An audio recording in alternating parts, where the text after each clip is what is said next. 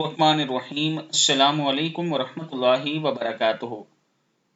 عابد راجہ channel کی طرف سے آج میں اپنے چاہنے والوں کو ایک بہت کی پیاری دعا بتاؤں گا۔ نماز مغرب کے بعد آپ یہ دعا 3 مرتبہ پڑھ لیں یا 7 مرتبہ پڑھ لیں تو اللہ تعالیٰ کی ناراضگی سے آپ بچ جائیں گے۔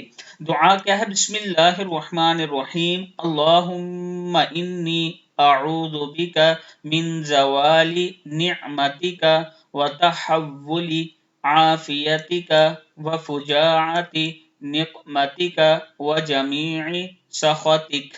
اے اللہ، میں تیری پناہ چاہتا ہوں تیری نعمت کے زوال سے، تیری عافیت کے ہٹ جانے سے، تیری ناگہانی سزا سے اور تیری ہر طرح کی ناراضگی سے۔ دعا پھر سن لیں، اللہم انی اعوذ بک من زوال نعمتک وتحول عافیتک وفجاعت نقمتک وجمیع سخطک۔